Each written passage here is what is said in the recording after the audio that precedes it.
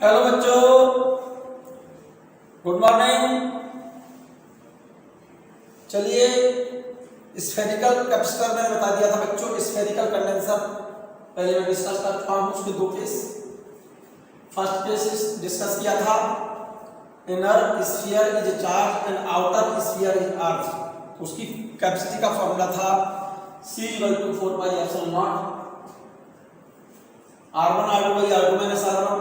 Second case था उसका, if inner outer sphere is charge and inner sphere is earth.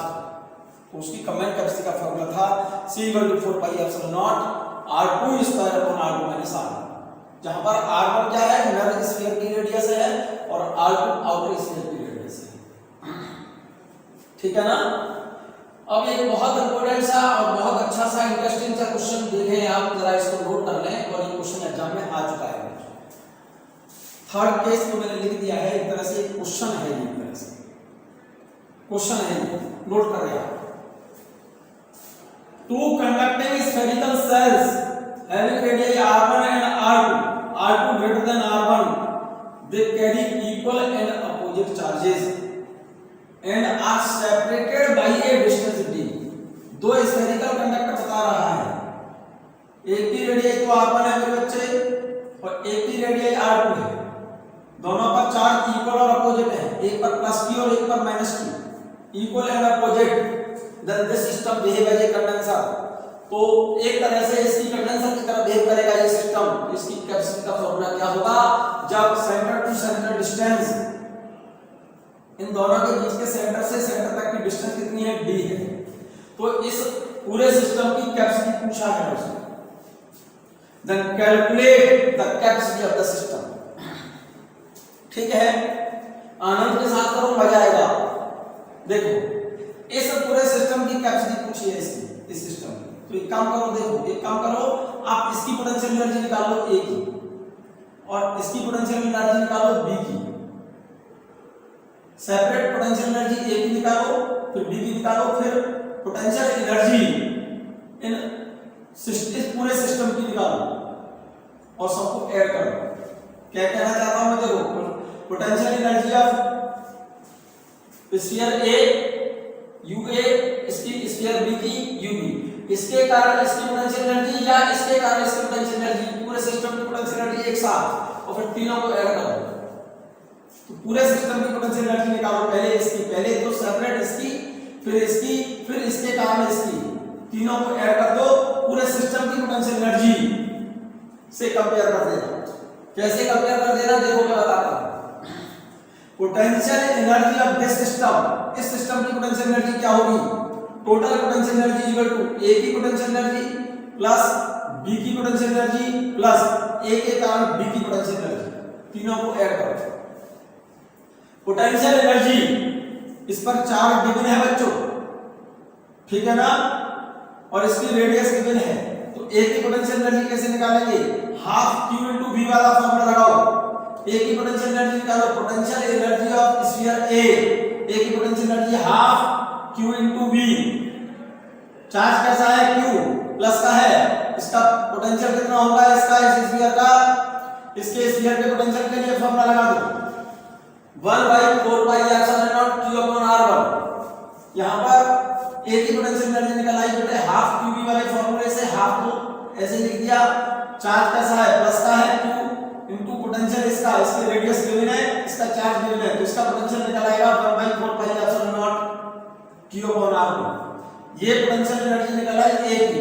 Same इसी तरह से पोटेंशियल एनर्जी इस B की निकालो।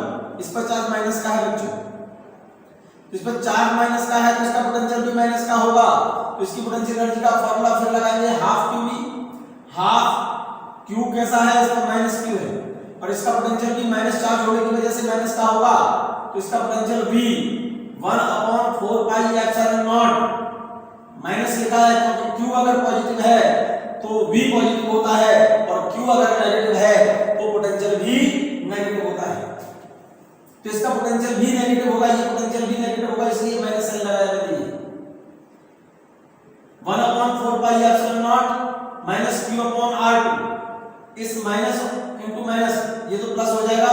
इसकी पोटेंशियल एनर्जी B की देखो ए की पोटेंशियल एनर्जी 1/2 ये रही q into q square upon 1/4 pi epsilon naught r1 ये रहा 1/2 q square q into q square हो गया upon 4 pi epsilon naught r1 ये a की पोटेंशियल एनर्जी है ये वाली प्लस b की पोटेंशियल एनर्जी देखो यहाँ पर b की पोटेंशियल एनर्जी देखेंगे तो ये माइनस माइनस प्लस हो जाएगा हाफ ये रहा देखो 1/2 माइनस माइनस करेंगे तो minus q into minus q ठीक है ना प्लस का हो जाएगा ये 1/4 pi epsilon not 4 pi epsilon naught ये r2 है ये r2 है।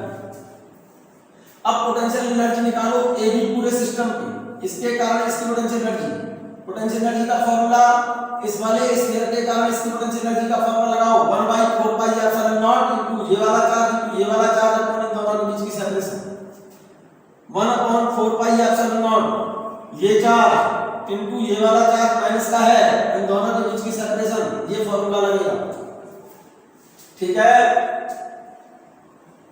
जरा चेक करो यहां पर चेक करो बच्चों ध्यान से देखो यहां से 1/2 कॉमन ले लो 1/2 कॉमन ले लो यहां से 1/2 कॉमन लोगे तो 2 का मल्टीप्लाई करना पड़ेगा आपको formula 1/2 q square upon 4 pi epsilon not 1/2 q square upon 4 pi epsilon naught ये माइनस पे प्लस हो जाएगा ना क्योंकि minus q into minus q का स्क्वायर हो रहा है और यहां पर 1/2 q square upon 4 epsilon not 4 pi epsilon naught q square तो यहां से आ गया 4 पाई एप्सिलॉन नॉट यहां से आ गया 1/2 यहां कॉमन लिया तो यहां पर 2 का मल्टीप्लाई करना पड़ेगा ये माइनस ये वाला माइनस है ये 2/d यहां तक क्लियर है या नहीं है क्लियर पहले ये चेक कर लो बस ठीक से पहले स्फीयर A की पोटेंशियल एनर्जी फिर स्फीयर B की पोटेंशियल एनर्जी फिर इस स्फीयर के कारण इसकी पोटेंशियल एनर्जी इन तीनों को ऐड करेंगे तो पूरे सिस्टम की पोटेंशियल एनर्जी निकल आएगी ये इस A की पोटेंशियल एनर्जी आ जाएगी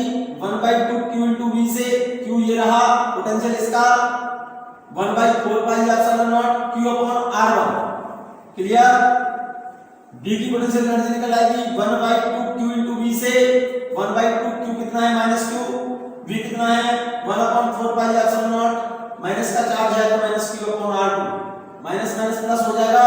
अब इसके कारण इसकी potential energy 1/4 pi epsilon naught q into minus q upon इन दोनों के बीच की सेपरेशन ये सिस्टम की A के कारण B की पोटेंशियल एनर्जी निकल आई 1/4 पाई एप्सिलॉन नॉट इसका चार्ज इनटू माइनस इसका q अपॉन इन दोनों के बीच की सेपरेशन यहां तक क्लियर है।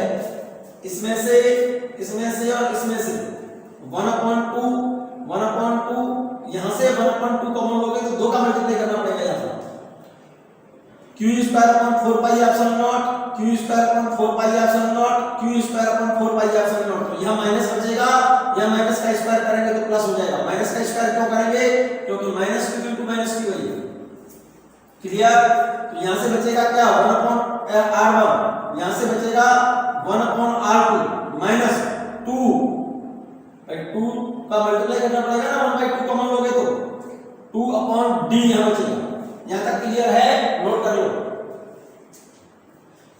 लो इस सिस्टम की इस पूरे सिस्टम की पोटेंशियल एनर्जी निकल आई ये वाली ये पोटेंशियल एनर्जी निकल आई पूरे सिस्टम की ठीक है ना। और पूरे सिस्टम की पोटेंशियल एनर्जी कितनी होनी चाहिए फार्मूला लगा दो q square upon 2c find out the c। इस पोटेंशियल एनर्जी को पूरे सिस्टम की पोटेंशियल एनर्जी का फार्मूला क्या होगा q स्क्वायर अपॉन 2c से कंपेयर कर देते तो कैसे निकल आएगी सिस्टम क्लियर। यहां पर लिख दिया है देखो टोटल एनर्जी आ गई 1/2 q square upon 4 pi epsilon naught 1/r1 plus 1/r2 minus 2/d ये वाला ये रिजल्ट लिख दिया मैंने यहां A के कारण B की पोटेंशियल एनर्जी हम निकालनी थी A के कारण B की पोटेंशियल एनर्जी देखो मैंने यहां साइड से लिख दिया ये रहा potential energy of two charge sphere system like 2 point charge 1/4 pi epsilon naught q1 q2 by d होता है फार्मूला आ होता है ना 1/4 पाई एप्सिलॉन नॉट q1 की जगह पर इसका चार्ज प्लस का q ये रहा q2 की जगह पर इसका चार्ज माइनस का q ये रहा अपॉन सेपरेशन दोनों के बीच की d ये रही सीधी चेक कर ये वैल्यू हटाकर मैंने यहां रखी है देखो यहां पर इस जगह पर रखी है ये बड़ी है ये रखी ये वाली जो वैल्यू थी ना इसकी जगह पर ये वैल्यू लिखी है मैंने, यहां से हटा करके, यहां पर से हटा करके ए बी मींस ए के कारण बी की या बी के कारण ए की पोटेंशियल एनर्जी का फॉर्मूला है ये रहा। तो ये वैल्यू हटा करके मैंने इस जगह पर मैंने सब्स्टिट्यूट किया, ये दी ये वाली वैल्यू, इन तीनों को ऐड कर दिया है तो रिजल्ट आपका ये आ गया। क्लियर है ये बात? But as for a system, पूरे सिस्टम की पोटेंशियल एनर्जी क्या होनी चाहिए? निकली तो ये है और होनी चाहिए q²/2c। Compare the equation this and this, इन दोनों इक्वेशन को कंपेयर कर दो, ये साइड बराबर इसके, ये साइड बराबर इसके, कंपेयर करो। मैं लिख रहा हूं कंपेयर करके यहां पर, ये पूरे सिस्टम की पोटेंशियल एनर्जी निकली है और होनी इतनी चाहिए, तो ये दोनों साइड बराबर कर दो, q²/2c इक्वल टू कितना है 1/2 q²/4 पाई एप्सिलॉन नॉट, यहां पर 1/r1 plus 1/r2 minus 2/d। यहां तक क्लियर है? अब देखिएगा q² से q² कैंसिल, इस 2 से ये 2 कैंसिल, तो कैपेसिटी आ गई 1/c equal to 4 pi epsilon naught, इसके अंदर ले जाऊंगा बच्चों 1/4 पाई एप्सिलॉन नॉट। जरा गौर से देखना बच्चों, 1/r1 plus 1/r2 minus 2/d। यहां तक क्लियर है कि नहीं क्लियर? कैपेसिटी निकालनी है, उल्टा कर दो, c इक्वल टू, पलट दो इसे, इसको उल्टा करोगे ये 4 पाई एप्सिलॉन नॉट ऊपर चला जाएगा, ये पूरा ब्रैकेट नीचे आएगा, 1/r1 plus 1/r2 minus 2/d। This is the required result. Clear? ये क्लियर हो गया होगा। If d equal to infinity, d equal to infinity का मतलब दोनों स्फीयर्स बहुत ज्यादा डिस्टेंस पर हैं, तो d की जगह पर इंफिनिटी लिखोगे यहां, तो ये वैल्यू क्या हो जाएगी 0, तो रिजल्ट आ जाएगा c equal to 4 pi epsilon naught 1/r1 plus 1/r2। यहां तक क्लियर है या नहीं क्लियर? यहां तक क्लियर है? ये फॉर्मूला क्लियर हो गया। If d equal to infinity तो ये 0 हो जाएगा बच्चों। यहां तक क्लियर है? या फिर हम इस फॉर्मूले को लिख सकते हैं, देखो बच्चों कैसे, इस फॉर्मूले को कैसे लिख सकते हैं, मैं दोबारा से फिर से लिख के दिखा रहा हूं। देखो पहले ये बताइए यहां तक क्लियर है या नहीं क्लियर? यहां तक क्लियर है। अब इसको फिर से रिपीट करके दिखाता हूं। देखो ये टोटल पोटेंशियल एनर्जी निकली है और होनी इतनी चाहिए, इसको और इसको कंपेयर करो, q²/2c इक्वल टू, ये बराबर इसके करूंगा 1/2 q²/4 पाई epsilon naught 1/r1 plus 1/r2 minus 2/d। यहां तक पहले नोट कर ले, q² से q² कैंसिल, 2 से 2 कैंसिल, तो देखो रिजल्ट क्या आया 1/c equal to 1/4 pi epsilon naught, ये ब्रैकेट में 1/r1 plus 1/r2 minus 2/d। जरा गौर से देखो, यहां तक क्लियर है ये बात? अब मैं यहां पर एक पॉइंट नोट कर रहा हूं बच्चों, if d equal to infinity, d equal to infinity, d की जगह पर इंफिनिटी लिखूंगा तो ये वैल्यू क्या हो जाएगी 0, तो रिजल्ट आएगा 1/c equal to 1/4 pi epsilon naught 1/r1 plus 1/r2। यहां तक क्लियर है? 4 पाई एप्सिलॉन नॉट को अंदर ले जाओ, 1/c equal to 1/4 pi epsilon naught r1 plus 1/4 pi epsilon naught r2। जरा गौर से देखो, 4 पाई एप्सिलॉन नॉट r1 को लिख सकता हूं मैं क्या, 1 कैपेसिटी ऑफ स्फीयर a की कैपेसिटी है, ये स्फीयर a की है ये, और ये कैपेसिटी है 1 sphere capacity of sphere b। इसका मतलब दिस सिस्टम, ये जो सिस्टम है एक तरह से सीरीज कॉम्बिनेशन हो गया, ये लिख दिया है इसलिए, that is the given system becomes equivalent to two capacitors CA and CB are connected in a series। यहां तक क्लियर हो गई बात? ये फॉर्मूला कैसे आया, इसके बाद ये फॉर्मूला कैसे आया, ये रहा रिजल्ट। नोट कर ले आप, नोट कर लें जल्दी से। जल्दी नोट कर लो बच्चों, क्लियर हो गया होगा। ये क्वेश्चन एग्जाम में आ चुका है बच्चों, कॉम्पिटिटिव एग्जाम में आ चुका है, हटा दें से। चलिए,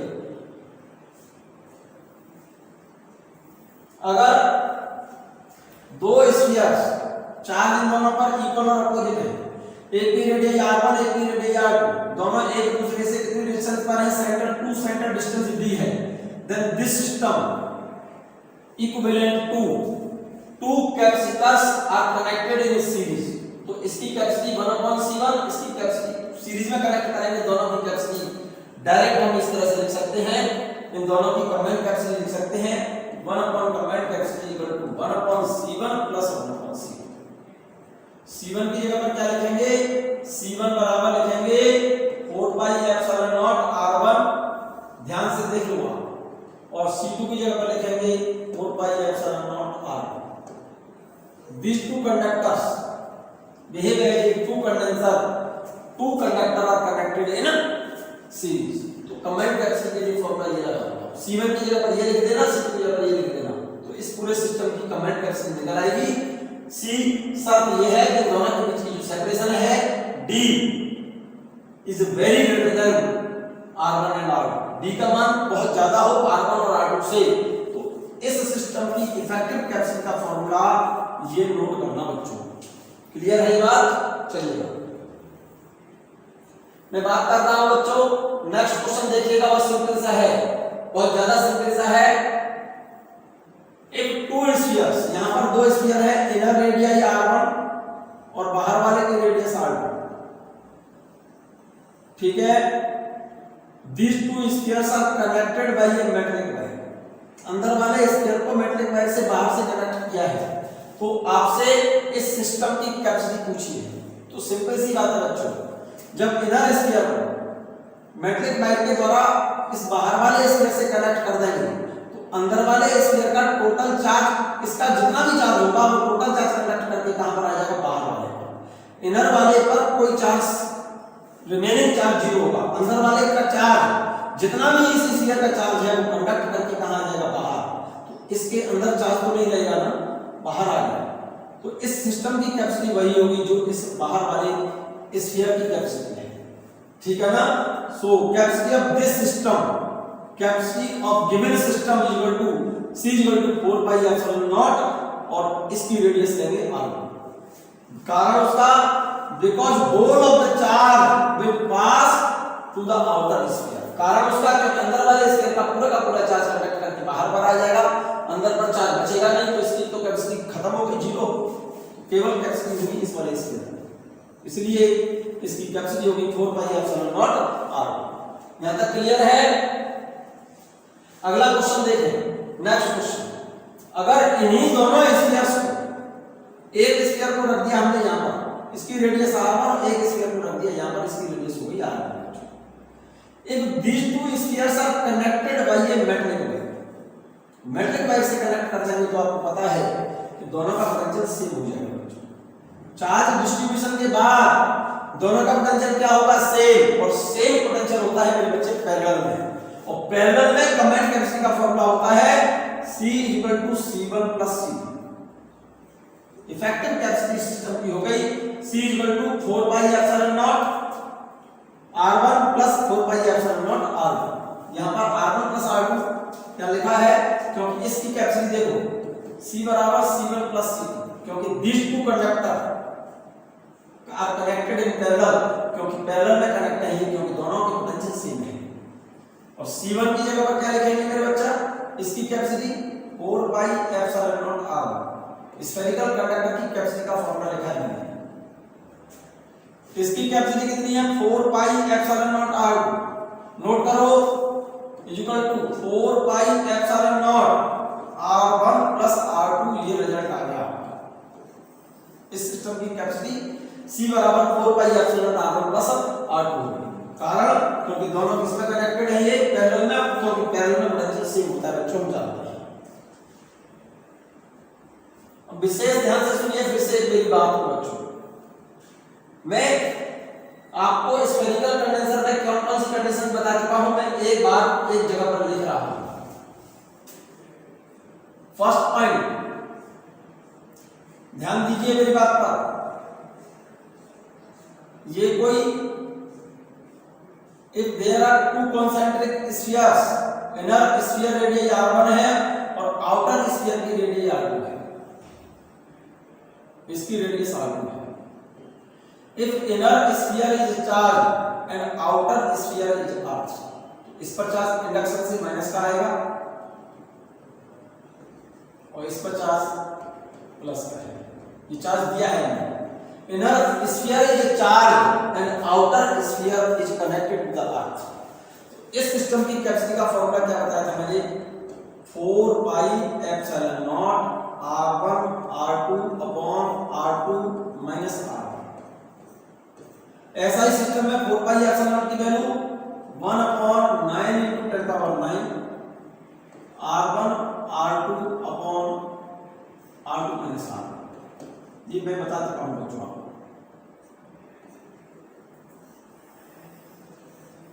ठीक है, if r2 minus r1 is very less than r1, that is r1 is approximately equal to r2.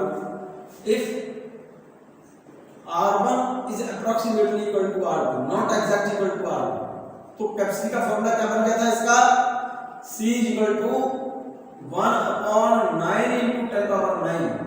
या तो r1 को r2 लिखो या r2 को r1 लिखो। मैंने r1 को r2 लिख दिया है बच्चों, r2 square upon r2 minus r1।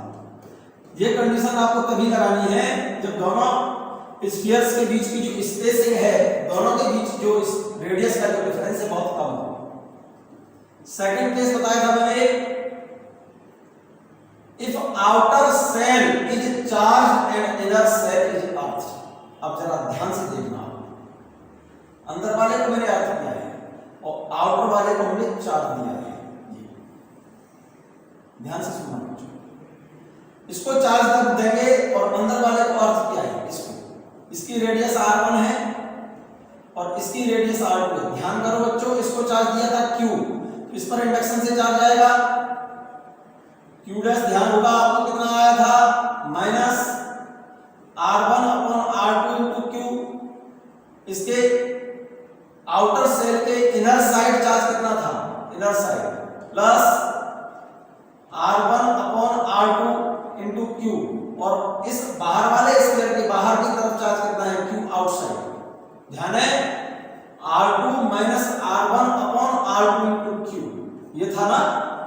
और इसकी कंबाइंड कैपेसिटी का फॉर्मूला था 4 pi epsilon naught r2 square upon r2 minus r1। ये मैंने फॉर्मूला ड्राइव करके दिखाया था। ऐसा ही सिस्टम में इसकी वैल्यू कितनी है? इसकी value 1 upon 9 into 10 power 9 r2 square upon r2 minus r1। Note करते जाइएगा आप सब बच्चों, ये पॉइंट नोट कर लीजिएगा। थर्ड पॉइंट क्या बताया था? देखो, थर्ड पॉइंट बताया था मैंने, एक स्फेरिकल कंडक्टर ये रहा और एक स्फेरिकल कंडक्टर ये है। एक की रेडियस r1 है, एक की रेडियस r2 है। दोनों पर चार्ज इक्वल और अपोजिट, एक पर प्लस एक पर माइनस है। These two spheres separated at distance center to center distance d है। तो इस सिस्टम की कमेंट कैपेसिटी का फॉर्मूला क्या बताया था मैंने?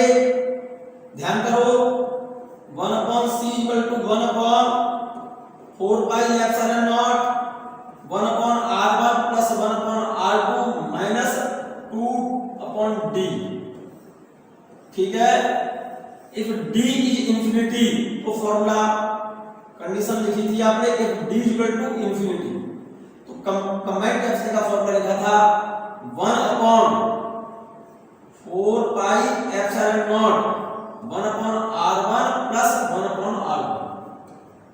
या फिर इसको लिखा था 4 पाई एप्सिलॉन को अंदर मल्टीप्लाई कर दो, 4 पाई एप्सिलॉन r1 तो c1 हो जाएगा, 4 पाई एप्सिलॉन r2 का मल्टीप्लाई करोगे तो c2 हो जाएगा। तो रिजल्ट आ गया 1 upon c1 plus 1 upon c2। इसका मतलब ये दोनों स्फीयर्स एक तरह से ऐसा लग रहा है कि ये दोनों सीरीज में कनेक्टेड है। ठीक है ना। फोर्थ केस बताया था मैंने, ध्यान दो, एक स्फेरिकल कंडक्टर ये रहा और एक कंडक्टर ये रहा, इसको हम मेटलिक वायर से कनेक्ट कर दें। इसकी रेडियस r1 और इसकी रेडियस r2। इस सिस्टम की कंबाइंड कैपेसिटी कितनी बताई थी? अंदर वाले स्फीयर का टोटल चार्ज कनेक्ट करके बाहर वाले पर आ जाएगा, तो इसकी कंबाइंड कैपेसिटी का फॉर्मूला सीधा सीधा 4 pi epsilon naught r2 direct, क्योंकि अंदर वाले का चार्ज, अंदर वाले स्फीयर का टोटल चार्ज कनेक्ट करके बाहर वाले पर आ जाएगा, तो अंदर वाले की जो कैपेसिटी 0, बाहर वाले की केवल कैपेसिटी ऐड होगी, तो 4 पाई एप्सिलॉन नॉट r2। यहां तक क्लियर है? फिफ्थ पॉइंट बताया था मैंने, किस तरह से बताया था, मैं इसे हटा दूं बच्चों, नोट कर लिया। फिफ्थ पॉइंट मैंने बताया था, अगर इन दोनों स्फीयर्स को हम मेटलिक वायर से इस तरह से कनेक्ट कर दें तो दोनों का पोटेंशियल सेम होगा, तो उस केस में ये दोनों पैरेलल होंगे, तो उस केस में कैपेसिटी हो जाएगी 4 pi epsilon naught r1 plus r2। Clear? यहां तक क्लियर है बच्चों? यहां तक तो कोई परेशानी नहीं। मैं बात कर रहा हूं capacity of cylindrical capacitor, capacity of cylindrical capacitor, capacity of cylindrical capacitor, capacity of cylindrical capacitor. Note करो वापस, नोट करो, सिंपल टॉपिक है, कभी कभी एग्जाम में आ जाता है। Let the linear charge density of inner cylindrical shell is lambda, then electric field at distance r from its axis where r is greater than ra। पहले फिगर बनाइए आप इसका, देखिएगा फिगर ये है, सिलिंड्रिकल कैपेसिटर में कैपेसिटी बता रहा हूं, सिलिंड्रिकल कैपेसिटर, सिलिंड्रिकल कैपेसिटर में वहां पर स्फेरिकल कैपेसिटर था, यहां पर सिलिंड्रिकल कैपेसिटर। यहां पर मैं फिगर बना के दिखाता हूं आपको, यहां पर वैसे तो बना हुआ है, ये रहा, फिर भी एक सिलिंड्रिकल मेटलिक हॉलो सिलेंडर है, ठीक है, इस पर चार्ज हमने क्यों दिया है? Charge is uniformly shared in length, लंबाई में फैला है, और ये सराउंडेड है इससे एक हॉलो सिलिंड्रिकल वेसल से, ये वाला हॉलो सिलिंड्रिकल वेसल है, और जिसको हमने क्या किया हुआ है अर्थ। इंडक्शन से इस पर चार्ज आएगा, तो इस पर चार्ज माइनस का क्यू, इस पर चार्ज माइनस का, ठीक है। इस सिलिंड्रिकल वायर की ये एक्सिस है, इस सिलेंडर की रेडियस आर ए, इसकी तो आर ए लिखी है मेरे बच्चों, ठीक है ना, इसकी रेडियस आर ए, इसका नाम डाल दो ए और इसका नाम डाल दो बी, और इस बाहर वाले सिलेंडर की, इस वाले सिलेंडर की रेडियस, इस वाले सिलेंडर की रेडियस, ये वाली रेडियस, ये आर बी। क्लियर है? तो इस सिलिंड्रिकल वेसल की पर यूनिट लेंथ चार्ज कितना है? लीनियर चार्ज डेंसिटी बोलते हैं इसको, क्या बोलते हैं? Linear charge density. इस सिलिंड्रिकल वेसल के कारण इसकी एक्सिस से इस पॉइंट पर कोई पॉइंट पी लिया गया, जिसकी डिस्टेंस इसकी एक्सिस से यहां तक की आर है, तो इस सिलिंड्रिकल वायर के कारण या सिलिंड्रिकल वेसल के कारण इस पॉइंट पर इलेक्ट्रिक फील्ड क्या होगा? ये जो पॉइंट है इस सिलिंड्रिकल वेसल का तो आउटर पॉइंट हो गया बच्चों, और इस सिलिंड्रिकल वेसल का इनर पॉइंट हो गया, तो इस वाले सिलिंड्रिकल वेसल के कारण इस पॉइंट पर electric field 1/2 pi epsilon naught lambda by r, और इस वाले सिलिंड्रिकल वेसल के कारण जो मेटलिक सिलेंडर है और इसका इंटीरियर पॉइंट है, इस सिलिंड्रिकल वेसल के कारण यहां पर इलेक्ट्रिक फील्ड 0 होगा। क्लियर है? तो इस पॉइंट पर केवल इलेक्ट्रिक फील्ड इस सिलिंड्रिकल वेसल के कारण होगा। ये फिगर आप बना लें, यहां भी बना दिया है मैंने और यहां भी बना दिया है, जरा गौर से देखो, इस सिलेंडर के कारण इलेक्ट्रिक फील्ड इधर, ठीक है ना, और पोजीशन वेक्टर भी तो इसी डायरेक्शन में होगा, ठीक है। इसको बनाना है आप, फिगर को फिर से देख लें। मैं बात कर रहा हूं सिलिंड्रिकल कैपेसिटर की कैपेसिटी की बात कर रहा हूं। Late the linear charge density of inner cylinder is lambda, then electric field at a distance r from its axis where r is greater than r। इस पॉइंट पर मैंने, यहां पर मैंने कोई पॉइंट ले लिया है, यहां पर मैंने कोई पॉइंट लिया बच्चों, देखो फिर से मैं बोल रहा हूं, यहां पर इस सिलेंडर की एक्सिस, यहां पर मैंने कोई पॉइंट लिया है, इस पॉइंट पर इस सिलिंड्रिकल वेसल के कारण इलेक्ट्रिक फील्ड किधर होगा, इधर होगा, इसका पोजीशन वेक्टर नहीं है, ठीक है ना। तो यहां पर इलेक्ट्रिक फील्ड कितना है, electric field at a distance r from its axis, इसकी एक्सिस से r डिस्टेंस पर इलेक्ट्रिक फील्ड कितना होगा, where r is greater than r, मतलब ये वाली जो डिस्टेंस है इसकी रेडियस से इसकी रेडियस से ज्यादा है, इसकी रेडियस से इसकी रेडियस से ये डिस्टेंस ज्यादा है। यहां पर इलेक्ट्रिक फील्ड सिलिंड्रिकल वेसल के कारण इलेक्ट्रिक फील्ड का फॉर्मूला गॉस स्टेटमेंट जो बताया था मैंने आपको, उसकी एप्लीकेशन में पढ़ चुके हैं। 1/2 pi epsilon naught lambda upon r, then potential difference between these two cylinders, इस सिलेंडर और इस सिलेंडर के सरफेस का पोटेंशियल डिफरेंस कितना होगा, यहां से लेकर यहां तक। इसका पोटेंशियल तो बच्चों जीरो है, अर्थ कनेक्टेड है, इसका पोटेंशियल मैं v मान ले रहा हूं, इस वाले सिलेंडर का, इस सिलेंडर का पोटेंशियल मैं v दे रहा हूं। लगाइए डेफिनेशन कौन सी, पोटेंशियल ग्रेडियंट में। So potential difference between a and b, va माइनस vb is equal to, line integration लगा रहा हूं, integration of electric field with distance r from lower limit r a और अपर लिमिट r b, ठीक है ना। अब इलेक्ट्रिक फील्ड E और पोजीशन वेक्टर दोनों सेम डायरेक्शन में है, तो E डॉट dr की जगह पर लिखेंगे E dr cos थीटा और थीटा लिखेंगे 0। क्या लिख देंगे, E की जगह पर 1/2 pi epsilon naught lambda by r, और ये dr लेगा। cos 0 की वैल्यू मैंने लिखी नहीं है कि cos 0 की वैल्यू होती है 1। यहां तक ठीक है, यहां तक क्लियर है बच्चों, यहां तक क्लियर है या नहीं है, यहां तक क्लियर है। तो देखो lambda upon 2 pi epsilon not तो कांस्टेंट है, lambda upon 2 pi epsilon not constant है, 1/r का इंटीग्रेशन r के रिगार्ड में log r होता है बच्चों। मैं यहां पर अलग से लिख के दिखाता हूं,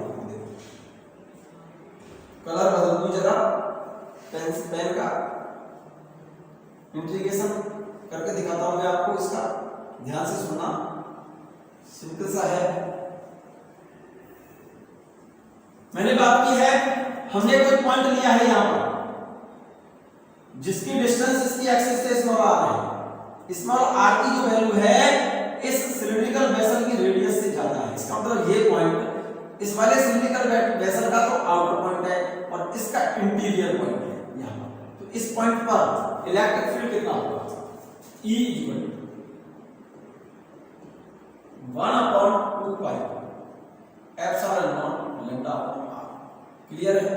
मैं according to definition of potential gradient लगा दे रहा हूं बच्चों, इसकी जगह पर आप इसको नोट कर लेना बच्चों। इसकी जगह पर लिख सकता हूं मैं minus dv upon dr is equal to 1/2 pi epsilon naught lambda upon r। इस dr को कर ले रहा हूं minus dv is equal to 1/2 pi, आप इसको नोट कर लो इस तरह से जैसे मैं बोल रहा हूं, lambda upon r dr। Integrating on both side, इसको बोथ साइड इंटीग्रेट कर लो, कहां से, v से लेकर के, क्योंकि इसका पोटेंशियल मैंने v मान लिया है, इसका 0 है क्योंकि इसको अर्थ कनेक्ट किया है, तो इसका पोटेंशियल v और इसका कितना है 0, v से लेकर के 0 dv इज इक्वल टू, ये तो कांस्टेंट वैल्यू है बच्चों 1/2 pi epsilon naught lambda, 1/2 pi epsilon not इसको लिख दे रहा हूं मैं लैम्डा, ठीक है। और इंटीग्रेशन का साइन है r a से लेकर के r b तक, 1/r dr। क्लियर।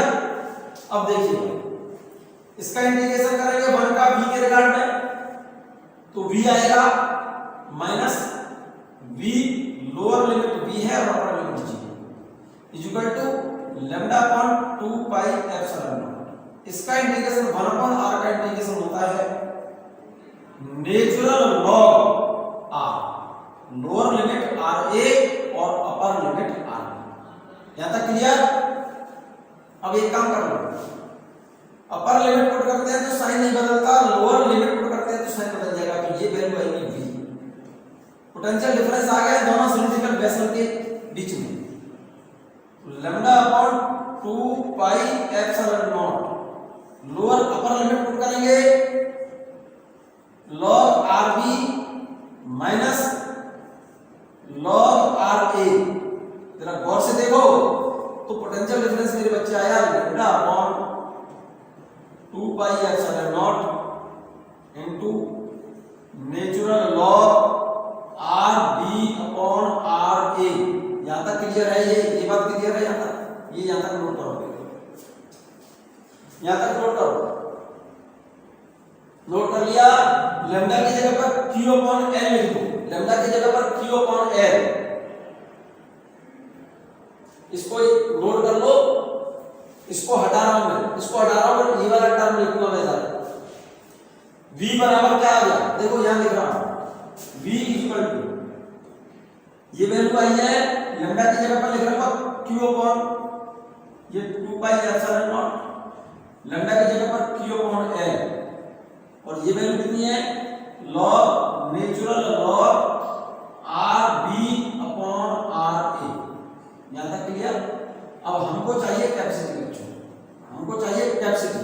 C बराबर होता है Q अपॉन V, C बराबर होता है Q अपॉन V। Q तो यहां रखो, V को नीचे ले लो, 2 पाई एप्सिलॉन नॉट L को इधर ले आओ और इस वाले टर्म को नीचे ले जाओ। तो कैपेसिटी का फार्मूला मैं डायरेक्ट लिख रहा हूं यहीं पर, जरा गौर से देखो। कैपेसिटी इक्वल टू, यहीं पर लिख रहा हूं, इसको नोट कर लेना, Q अपॉन V। तो ये वैल्यू आ गई 2 pi epsilon not L upon natural log RB upon RA। दिख रहा है क्या? कलर चेंज करो इसका, फिर से देख लो। C equal to Q upon V, V को नीचे ले गया, 2 पाई एप्सिलॉन नॉट L को इधर ले आया, 2 pi epsilon not L upon, ये अपॉन का साइन है, log natural log RB upon RA, natural log, log है ये, ठीक है, natural log RB upon RA। Note कर लिया या नहीं? नोट कर लिया बच्चों? बिल्कुल क्लियर होगा। तो पोटेंशियल ये लिख दिया मैंने, लैम्डा की जगह पर Q अपॉन R लिखा है, लैम्डा की जगह पर Q अपॉन R लिख दिया, ठीक है। C कैपेसिटी निकालनी है, C बराबर होता है Q upon V, 2 pi epsilon not L को इधर ले आओ, 2 पाई एप्सिलॉन नॉट L इधर आ गया, ये वाला टर्म ये ऊपर चला जाएगा यहां, और ये वाला जो टर्म है इसके किसमें चला जाएगा? डिनोमिनेटर में। क्लियर? चलिएगा, यहां तक बात क्लियर हो गई होगी। ये है formula for capacity of cylindrical capacitor. Clear है? मैं बात कर रहा हूं बच्चों चार्जिंग ऑफ ए कैपेसिटर, मैं बात कर रहा हूं बच्चों किसकी? चार्जिंग और डिस्चार्जिंग की बात कर रहा हूं बच्चों। चार्जिंग ऑफ ए कैपेसिटर, और मैं बात कर रहा हूं फिर डिस्चार्जिंग ऑफ ए कैपेसिटर। ठीक है? चार्जिंग ऑफ कैपेसिटर बहुत इंटरेस्टिंग और बहुत अच्छा टॉपिक है बच्चों। इस टॉपिक पर काफी सारे क्वेश्चंस आते हैं, आप नोट कर लें इसको। चार्जिंग ऑफ ए कैपेसिटर, ये कोई पैरेलल प्लेट कंडेंसर की दोनों प्लेटें हैं और इसको कनेक्ट किया है हमने बैटरी से किसी रेजिस्टेंस के थ्रू, ठीक है ना, और यहां पर लगा दिया हमने चार्ज करते समय की। जब ये कंडेंसर बैटरी से लगाया है, जब हमने इसको चार्ज नहीं किया तो इस पर चार्ज कितना है जी? जैसे ही की लगाएंगे हम यहां पर, ध्यान से सुनना, जैसे ही की लगाएंगे तुरंत क्या होगा? यहां से इलेक्ट्रॉन ऊपर जाएंगे और यहां से इलेक्ट्रॉन नीचे आएंगे। तो इस पर इलेक्ट्रॉन ऊपर जा रहे हैं, इधर से इलेक्ट्रॉन निकल करके ऐसे जा रहे हैं, तो इस पर प्लस का चार्ज होगा, इस पर माइनस का चार्ज होगा। जैसे जैसे इन प्लेटों पर चार्ज बढ़ता जाएगा, इन प्लेटों के बीच पोटेंशियल बढ़ता जाएगा। जैसे जैसे इन पर चार्ज, इन प्लेटों पर पोटेंशियल चार्ज बढ़ता जाएगा, इनका पोटेंशियल डिफरेंस बढ़ता जाएगा। और क्योंकि इलेक्ट्रॉन इधर से चलकर इधर आ रहे हैं, इधर से चलकर के इलेक्ट्रॉन ऐसे जा रहे हैं, तो करंट ऐसे कंडक्ट करेगा, करंट ऐसे कंडक्ट करेगा, क्योंकि करंट का फ्लो इलेक्ट्रॉन्स के चलने के अपोजिट होता है। ठीक है ना। और जब जैसे जैसे चार्ज होगा कंडेंसर, जैसे जैसे चार्ज होगा इसकी प्लेटों के बीच पोटेंशियल बढ़ता जाएगा, और बढ़ते बढ़ते जैसे ही इसका पोटेंशियल इस बैटरी के पोटेंशियल के बराबर होगा तो इलेक्ट्रॉनों का फ्लो, जो इलेक्ट्रॉन इधर से चार्ज चल रही थी, इलेक्ट्रॉनों का फ्लो क्या हो जाएगा, बंद। That is condenser gets fully charge and current stops flowing. ये बात मैंने यहां लिखी है, आप इसको नोट करें बच्चों। जैसे ही हम बैटरी को, इस कंडेंसर को बैटरी से कनेक्ट करेंगे, जैसे ही हमने की लगा दी तुरंत क्या कंडेंसर चार्ज होना स्टार्ट हो जाएगा। If two metallic plates of parallel plate capacitor, दो प्लेट हैं, if two metallic plate of parallel plate capacitor are connected to a battery, battery से जैसे ही कनेक्ट करेंगे then a current flows in the circuit for a moment, कुछ समय के लिए करंट कंडक्ट करेगा। कब तक के लिए, when the potential difference between the plates is equal to as that of battery, then the condenser gets fully charged and the current stops flowing। क्योंकि जैसे ही हम पैरेलल प्लेट कंडेंसर की दोनों प्लेटों को बैटरी से कनेक्ट करते हैं, बैटरी से जैसे ही हम कनेक्ट करेंगे इसको, कंडेंसर की दोनों प्लेटों को बैटरी से जैसे ही कनेक्ट करेंगे, सिंपल सी बात बोल रहा हूं, बहुत होशियारी से और ध्यान से सुनिए। जैसे ही कंडेंसर की दोनों प्लेटों को हमने बैटरी से कनेक्ट किया बच्चों, ये बैटरी है, तो सोचो दिमाग से, जब इस कंडेंसर पर इनिशियली पहले तो कोई चार्ज है नहीं, इनिशियली तो कंडेंसर पर कोई चार्ज है नहीं, तो जैसे ही बैटरी को कनेक्ट किया हमने तो तुरंत क्या होगा, इस बैटरी का नेगेटिव टर्मिनल ये वाला, इसमें से इलेक्ट्रॉन चल करके इस प्लेट पर जाएगा और यहां से इलेक्ट्रॉन निकल कर इस यहां पर आएगा पॉजिटिव प्लेट। पहला फर्स्ट नंबर वाला इलेक्ट्रॉन यहां से उधर गया और यहां से पहले वाला इलेक्ट्रॉन इधर आ गया। इस पर एक इलेक्ट्रॉन के बराबर चार्ज आएगा प्लस का, इस पर एक इलेक्ट्रॉन के बराबर चार्ज आएगा माइनस का। तो जैसे ही इस पर चार्ज इलेक्ट्रॉन इधर से चलकर इधर कलेक्ट होने लगेंगे, तुरंत इसकी प्लेटों के बीच इनिशियली क्या था, पहले तो चार्ज है, तो इनिशियली तो चार्ज जब नहीं है, चार्ज नहीं है इनिशियली, तो पोटेंशियल डिफरेंस भी जीरो है, इनिशियली तो चार्ज भी जीरो है और पोटेंशियल भी जीरो है। Just after pressing the switch, पहले नंबर वाला इलेक्ट्रॉन जब जाएगा यहां पर, ध्यान से सुनना, बहुत इंपॉर्टेंट बात है, एक इलेक्ट्रॉन यहां आ गया और यहां से एक इलेक्ट्रॉन, दूसरे नंबर वाला जब इलेक्ट्रॉन चलकर के यहां पहुंचेगा बच्चों, तो पहले से एक इलेक्ट्रॉन बैठा है, तो ये इलेक्ट्रॉन दूसरे वाले इलेक्ट्रॉन को, जब दूसरे नंबर वाला इलेक्ट्रॉन यहां पर पहुंचेगा प्लेट के पास में, तो ये वाला इलेक्ट्रॉन इस इलेक्ट्रॉन को क्या करेगा, रिपेल करेगा, मतलब इसको आने से रोकेगा। तो इसका मतलब इस इलेक्ट्रॉन का इसका जो फोर्स ऑफ रिपल्सन है उसके अगेंस्ट वर्क करने के लिए इसे कुछ एनर्जी चाहिए, एक्स्ट्रा एनर्जी खर्च करेगा तब ये यहां पहुंचेगा। इसका मतलब पहले वाला जो इलेक्ट्रॉन है बिना किसी रुकावट के पहुंच गया, दूसरे वाला जब इलेक्ट्रॉन आया तो पहले वाले ने इसका विरोध किया, अपोज किया, तो इसका मतलब ये हो गया कि पहले वाले इलेक्ट्रॉन को सर्किट में सर्कुलेट होने में टाइम कम लगेगा, तो दूसरे वाले को सर्कुलेट होने में टाइम उस पहले वाले के कंपैरिजन में ज्यादा लगेगा। एक पहले वाला इलेक्ट्रॉन जब कंडक्ट किया तो उसको सर्कुलेट होने में टाइम सबसे कम लग रहा है, और करंट क्या होती है, rate of flow of charge, rate of flow of charge.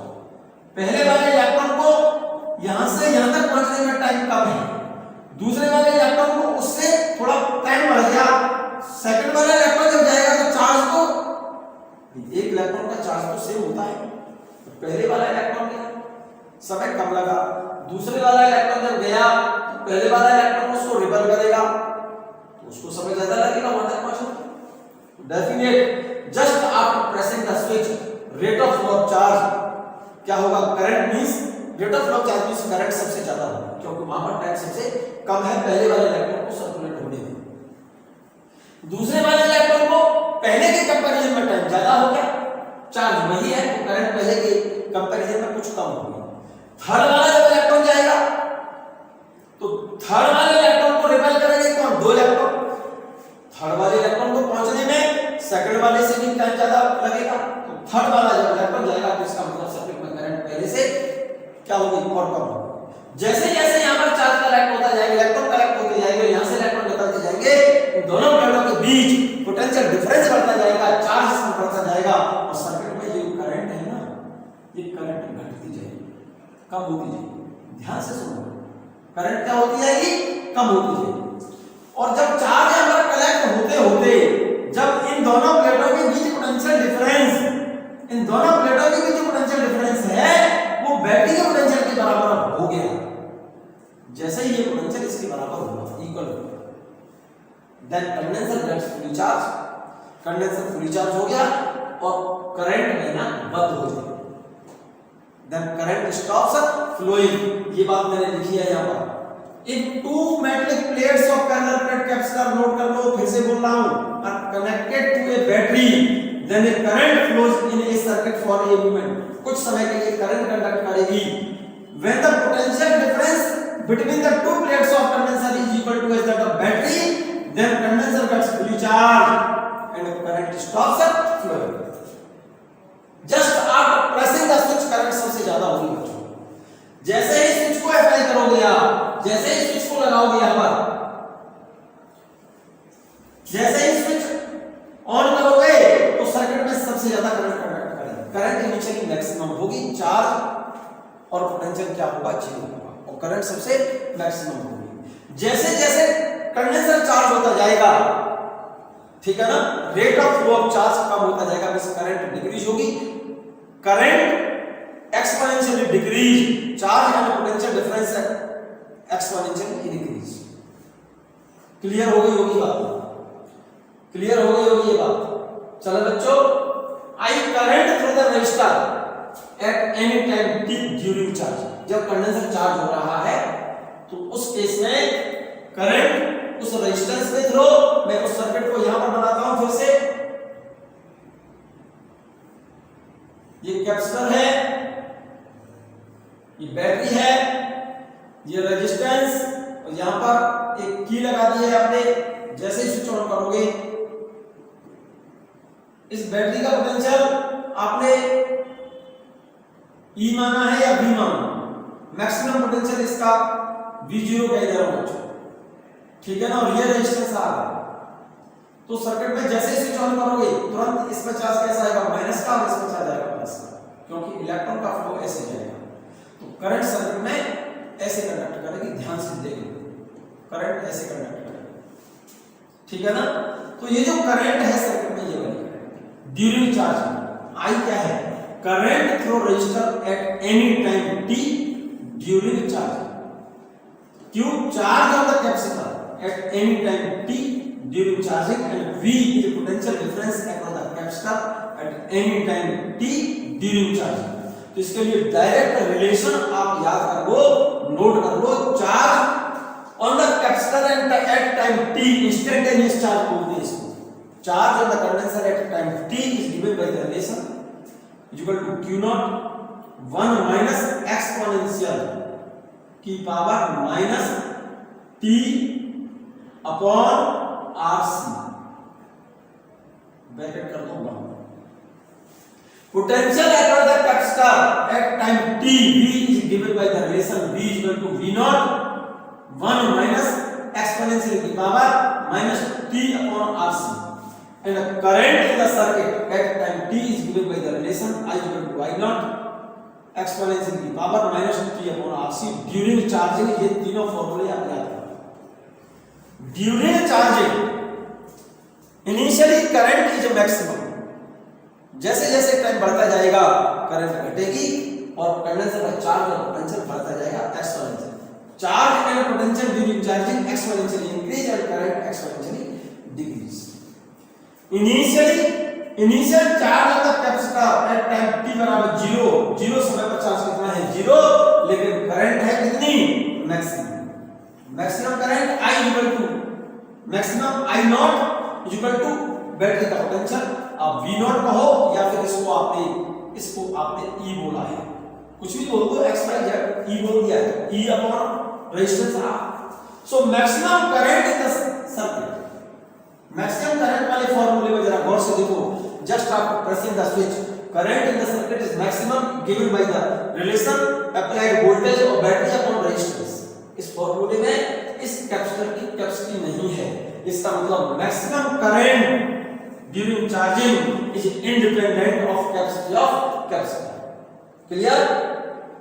After fully charging, charge of the condenser Q equal to Q naught is equal to C, Q बराबर CV होता है, Q बराबर Q naught मैक्सिमम चार्ज होगा fully charging, C into V का मतलब इस battery का potential, E माना है E कह दो और V naught कहा है आपने तो इसको V naught कह दो। So maximum charge of the condenser इस फॉर्मूले में जरा गौर से देखो, इस फॉर्मूले में क्या ये रेजिस्टेंस आ रहा है? नहीं आ रहा। इसका मतलब maximum charge of the condenser is independent of resistance and maximum current in the circuit is independent of capacitance. ठीक है? Finally charge become maximum and current become zero during charging. ध्यान से सुनो बच्चों, चार्ज करते समय ड्यूरिंग चार्जिंग, चार्ज और time के बीच ग्राफ है, जैसे जैसे टाइम बढ़ता जाएगा कंडेंसर पर चार्ज एक्सपोनेंशियली इंक्रीज करेगा, ये एक्सपोनेंशियल कर्व है बच्चों। कंडेंसर का चार्ज क्या होगा? एक्सपोनेंशियली इंक्रीज होगा, पोटेंशियल भी सेम यही ग्राफ पोटेंशियल का होगा, but current during charging exponentially decrease, क्योंकि इनिशियली t बराबर 0 पर चार्ज कितना है? t बराबर 0 पर चार्ज 0 है, करंट कितनी है? t बराबर 0 पर मैक्सिमम। जैसे जैसे टाइम बढ़ेगा करंट तो घटेगी और चार्ज एक्सपोनेंशियली बढ़ेगा। ठीक है ना? Finally charge become maximum and current become zero. Clear बात? ये बात क्लियर है? During charging charge of the capacitor increases from 0 to Q naught non linearly और एक्सपोनेंशियली कह सकते हैं। नॉन लीनियरली चार्ज इंक्रीज करेगा या एक्सपोनेंशियली चार्ज एक्सपोनेंशियली इंक्रीज और करंट एक्सपोनेंशियली डिक्रीज। यहां पर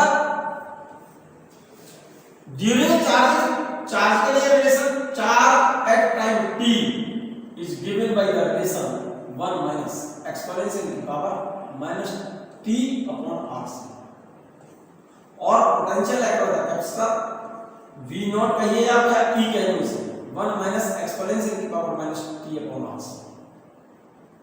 ध्यान से सुनो, and current in the circuit given by exponential की power minus t upon RC। जरा गौर से समझना है बात। If t is equal to RC, अगर हम t की जगह पर RC लिख दें इस रिलेशन में या इस रिलेशन में चेक करो तो Q is equal to formula क्या बन जाएगा? Q naught, ध्यान से सुनना बच्चों, 1 माइनस एक्सपोनेंशियल की पावर माइनस t की जगह पर RC लिखा है, इसकी जगह पर RC और इसकी जगह पर RC, तो कितना वैल्यू हो जाएगी? 1 is equal to Q naught 1 minus 1 upon E, ये वैल्यू आ जाएगी Q naught E minus 1 upon E। इसका मतलब Q naught E की वैल्यू 2.7 माइनस 1 अपॉन 2.7, इस वैल्यू को डिवाइड करेंगे बच्चों, अगर हम 1.7 अपॉन 2.7 ये वैल्यू आएगी 0.632 Q naught। क्लियर? चेक करो, एक्सपोनेंशियल की वैल्यू 2.7 लिख देना, 2.7 माइनस 1 अपॉन 2.7 डिवाइड करोगे तो 0.632, इसका मतलब during charging T equal to RC, this is the T equal to RC is called time constant. T equal to T equal to RC is equal to T equal to tau equal to RC, और इसको बोलते हैं बच्चों time constant. Time constant of CR circuit during charging is that particular time is equal to tau equation. Time constant of CR circuit is that particular time in which charge on the condenser become 0.632 times of maximum charge during charging. Time constant of CR circuit is that time in which charge on the condenser Q charge on the condenser become 0.632 times of maximum charge during charging. CR circuit का time constant उस वाले time को बोलते हैं जितने समय में condenser पर चार्ज 0.632 टाइम्स हो जाएगी। So time constant tau of CR circuit is that particular time in which charge of the condenser become 0.632 times of maximum charge, or current in the circuit decreased to 0.368 times of maximum current। Clear है? फिर से समझो, time constant of CR circuit is that time in which charge of the condenser become 0.632 times of maximum charge during charging। दूसरे शब्दों में देखें, current के term में time constant of CR circuit that particular time in which current in the circuit decreased to 0.368 times of maximum current during charging। ये बात लिख लेना, नोट कर लो इसको, यहां पर मैंने नोट कर दिया गया। Time constant tau equal to RC, इसको बोलते हैं टाइम कांस्टेंट, इसकी यूनिट होती है second, called time constant. Time constant in which charge on the capacitor reaches 0.632 times of its maximum value। time constant of CR circuit is that particular time in which charge of the condenser become 0.632 times of maximum charge। ऐसे लिखें, ठीक है ना? more is the value of CR, time constant अगर ज्यादा है, more is the time taken, ठीक है ना? चार्जिंग में टाइम उतना ही ज्यादा लगेगा। यार energy supplied by the battery, supplied energy कितनी होगी? Q into E, E यहां पर पोटेंशियल दिया है बच्चों बैटरी का। Supplied energy Q into E, stored energy half QE, half QE energy खर्च हो गई किसमें? हीटिंग में, heating the wire in resistance. The resistance half QE energy is wastage in heating the plate and wire. ये point याद रखना, ये point note कर लो बच्चों, ये क्वेश्चन पढ़ा में तुम्हारे, ये क्वेश्चन पूछना है। बैटरी के द्वारा सप्लाइड एनर्जी QE होगी, E यहां पर बैटरी का वोल्टेज है बच्चों। Energy stored in the capacitor half QE, half की सप्लाइड एनर्जी तो इतनी है, हाफ स्टोर्ड इतनी है, तो सप्लाइड एनर्जी ज्यादा है, स्टोर्ड कम है, तो वेस्टेज एनर्जी कितनी होगी? इसमें से कम कर दो, तो ये एनर्जी कहां चलेगी? इस वायर को हीट करने में और प्लेटों को हीट करने में चली जाएगी। इसीलिए लिखा है supplied energy QE, stored energy half QE, the resistance half QE energy is wasted in heating the plates and wire. Clear? ये बात कर रहा है बच्चों चार्जिंग की। अब मैं बात कर रहा हूं डिस्चार्जिंग ऑफ ए कंडेंसर। किसकी बात कर रहा हूं राजा बेटा? Discharging of A condenser, discharging की बात कर रहा हूं। बस थोड़ा सा और ध्यान दें बच्चों, लेक्चर थोड़ा बड़ा हो गया है, कोई बात नहीं, लेकिन आपके काम का है। Discharging of A condenser, discharge करना है। कोई कंडेंसर है जो फ्री चार्ज है, इस पर इनिशियल चार्ज कितना है? Q0 है, इनिशियल चार्ज Q0 है, एक प्लस एक माइनस। इनिशियल पोटेंशियल कितना है? V0 है। बैटरी को हटाकर हम डायरेक्ट इस कंडेंसर को रेजिस्टेंस के थ्रू डिस्चार्ज कर रहे हैं। जरा फिगर देखो ठीक से। इनिशियली कंडेंसर फुली चार्ज था, ध्यान करो, तो जैसे ही बैटरी को हटा करके रेजिस्टेंस के थ्रू जैसे कनेक्ट करेंगे तो क्या होगा? यहां से इलेक्ट्रॉन चलेंगे, ऐसे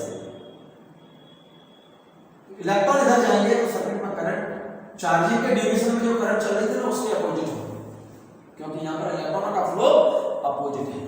तो just after pressing the switch, पहले नंबर वाला इलेक्ट्रॉन तेजी से जाएगा, क्योंकि यहां पर जो इलेक्ट्रॉनों का भीड़ लगी हुई है ना, और जैसे सर्किट कंप्लीट कर दिया तो पहला वाला इलेक्ट्रॉन तेजी से जाएगा। इसका मतलब just after pressing the switch circuit में करंट मैक्सिमम होगी। जैसे जैसे टाइम निकलता जाएगा, बीतता जाएगा, तो rate of flow of charge means current कम होती जाएगी। चार्ज, पोटेंशियल और करंट तीनों ही क्या होते जाएंगे? कम होते जाएंगे। यहां पर यही लिखा है, if a charge capacitor C having charge Q0 is discharged through resistor R, then Q charge in the capacitor at any time t during discharging, current any time t during discharging, potential difference across the capacitor any time t during discharging. यहां पर charge, current और potential exponentially decrease होंगे, उसके लिए relation during discharging, relation आप याद कर लें, ये वाला आपको डेरिवेशन की जरूरत नहीं। Charge on the condenser at time t equal to q naught exponential की power minus t upon r। Clear है बात? यहां तक तो बच्चों क्लियर हो गई होगी बात? नोट करते जाइए साथ। Current in the circuit exponentially decrease, charge, current and potential और exponentially decrease. q naught q equal to q naught exponential की power minus t upon rc, I बराबर I नॉट एक्सपोनेंशियल की power minus t upon rc, v बराबर v naught exponential की power minus t upon rc। यहां तक कोई problem, कोई दिक्कत तो नहीं है? ग्राफ देखें यहां पर एट t बराबर 0 चार्ज भी मैक्सिमम है और t बराबर 0 पर करंट भी मैक्सिमम है। यहां पर करंट का ग्राफ बच्चों मैंने नेगेटिव एक्सिस से बनाया है डिस्चार्जिंग में, जबकि चार्जिंग में करंट का ग्राफ मैंने पॉजिटिव एक्सिस से दिखाया था। कारण उसका क्योंकि यहां पर करंट की डायरेक्शन, डिस्चार्जिंग का करंट की डायरेक्शन चार्जिंग के कंपैरिजन में अपोजिट है, इसलिए इसको मैंने नेगेटिव एक्सिस से दिखाया है। ठीक है ना? जैसे जैसे टाइम बढ़ता जाएगा चार्ज एक्सपोनेंशियली डिक्रीज होगा और करंट भी एक्सपोनेंशियली क्या होगी? डिक्रीज होगी। Clear? Time constant of CR circuit क्या है? इनिशियली करंट क्या है? चार्ज भी मैक्सिमम है, करंट भी मैक्सिमम है, पोटेंशियल भी maximum. Initially at time t बराबर 0 q equal to q naught equal to c into v लिखो या c इनटू e लिखो, v को या फिर c इनटू e लिखा था, पोटेंशियल e दिया है या v दिया है, जो भी हो e या v लिखो, इस v को v लिखो या e लिखो, क्वेश्चन में जो भी वैल्यू दी है। करंट सर्किट में कितनी होगी? मैक्सिमम होगी v अपॉन r या e अपॉन r लिख दो। Maximum current is independent of capacity and maximum charge is independent of resistance. Direction of current is opposite to that of charge. Simple सी बात है। And time constant of CR circuit is that particular time in which charge on the capacitor decreased to 0.368 times of maximum charge, और time constant of CR circuit is that particular time in which current decreased to 0.368 times of maximum current during discharge. Clear? यहां तक कोई problem तो नहीं बच्चों? यहां तक कोई प्रॉब्लम तो नहीं? मैं इससे रिलेटेड बच्चों कुछ एग्जांपल्स बताऊंगा मैं नेक्स्ट वीडियो में। ठीक है ना? कॉम्बिनेशन ऑफ कंडेंसर, ठीक है, सीरीज कॉम्बिनेशन और पैरेलल कॉम्बिनेशन, नेक्स्ट वीडियो आएगा इसका, फाइनल वीडियो। ठीक है ना? उसके बाद क्वेश्चन डिस्कशन। तब तक इस वीडियो को देखें।